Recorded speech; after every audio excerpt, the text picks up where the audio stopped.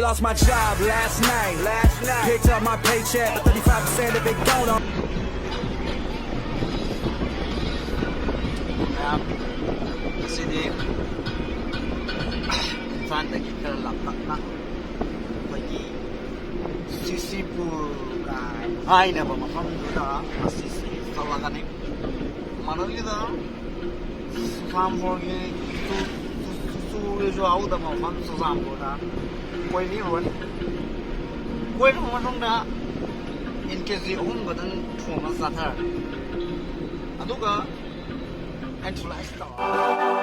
Now she ain't gonna she found a lady but carry no na country but nothing to me kumina do the later shoe Sipur Bazaar natra Chujapur Bazaar hai Chujapur Bazaar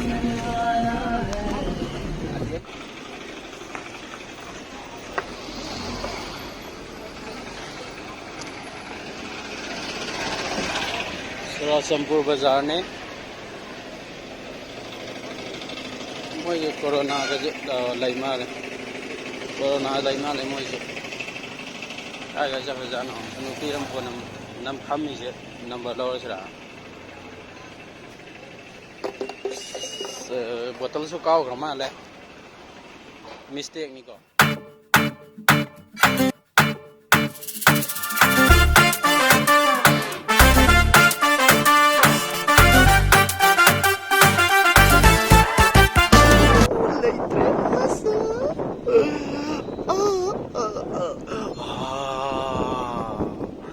another day vive bene ya sini Suktui itu ya ayah sini oh ya mai sai kha mun sai oh tapau singdol lady ayah 지금 wow guys yeah ladies that we got a Suktui Suktui does a lady oh sing up as what the got a crazy then I got a new friend from Chujapur I mean the kang de the si da kano taw yani adai da thong ga swai da khoi phak to thayani phak tum da thoro okay guys singdu pai vi sanage ko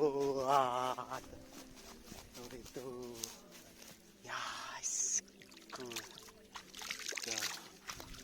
okay then okay oh the land of the wood to khoi simana bo khoi sak phong bau re yeah I got a new friend from the Chujapur yeah sing ho bau dore koi mana bane sing ho bale oi bang mai hore re mai hore ye azib kisam ki lag rahi hai tab to mujhe laga tha kalo unang mameng je aina pam to season in cha de cham de yam cha oh shit khang si ga ai ga masak manadra khang man brai je ba khang thun man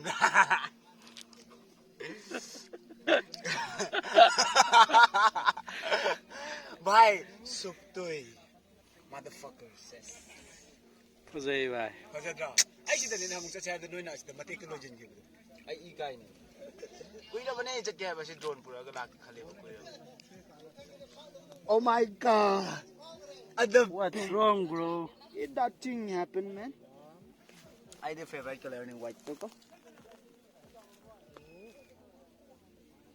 saja mera ba phataba am tai gre saja mera ba oh yes paktabra pakti ha ya eta ado paktab do pakoi pakhandri ni tawge tai ni gai ai wa lo re ke ko lo no gai ka podi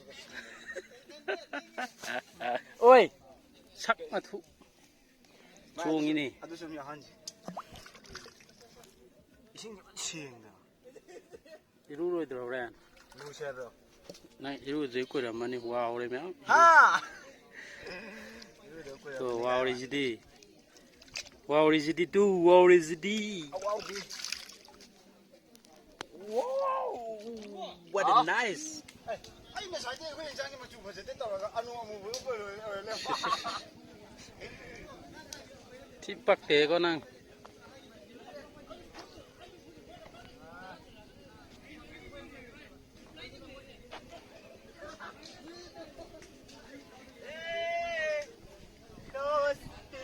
ai tao ra cái gì ai gì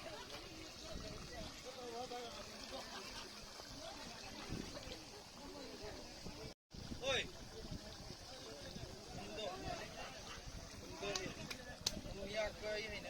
Yawa tayo kalon. Tay mahi mo lâu di la na han de ngau mahi masadi tholo pa tngai. Ande sa podi. Lai si ko. 1 2 Je amado kita nunjelo khura amado kita nakchilo. Amado chado free sumai thamma. Tuka sim famsina suktui are suktui are natro. Je kya hoga ada photo copy. Tuka somdana geljang resort lai pamale. Isu khangde. Dare anin libo Kata orne jede. no pet tau che kapana mana paira no ko ai no ko hai te ba No kaite. no yare okay 1 No paite tare. okay aduga amtang ka ham khata lauge ko okay alen si ka kya ri lore example ye khunna ma Ako, halaga. Ora. 1 2 1 2 3. example ye khunna ma dane music lai se adu mafam jam phaja bai tare aduga music mafam sida lai se khoi khunjan ni ta ga lai mi su yam phai aduga mafam jam phaja bai tare aduga si khunji da ina changi se kesu budi lai te ko view je aduga su akhoi gi ai gi mama chau bi am lai ba ko mama chau bi se thengnaram ge tawbane ado thengnaga kai reaction leibano habado ai je koi re after 4 years matung dane ba ina mama chawi unna du je ai bu yam lu tawne ko ado kai reaction lai ge habado yam yenga sa Reaction do yeng ba ora se se. come on let's see the reaction okay let's see the reaction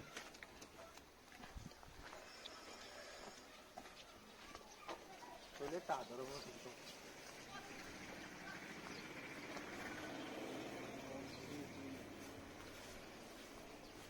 Oh, it's a symmetry. It's a symmetry, huh?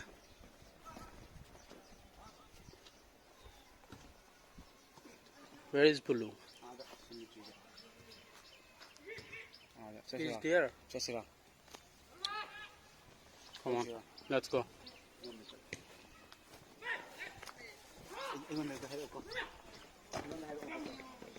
Kairo ba? Kairo. Hore. santhilo Hmm.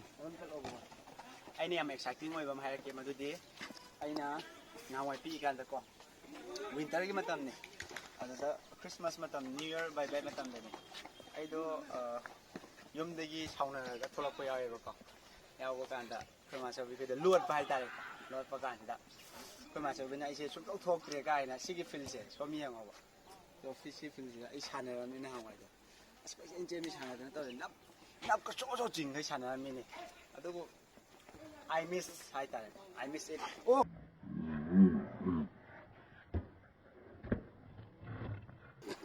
mai mat tu wan u da wan ngan ma ga ya re mo mi yo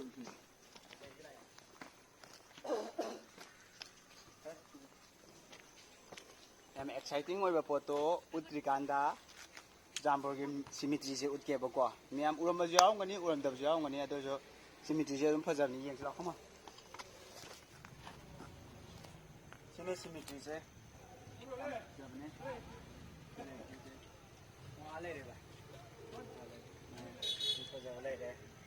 वाले सीधा सुई तौरने सीधा तौरने बा अंगों वापस set की हाँ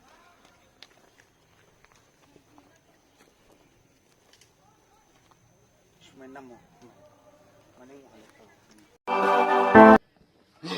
खंगरा मानने ओ खुदा बता दे क्या लकीरों में लिखा हमने तो बस इश्क है किया। ओ खुदा बता दे क्या लकीरों में लिखा हमने तो बस इश्क है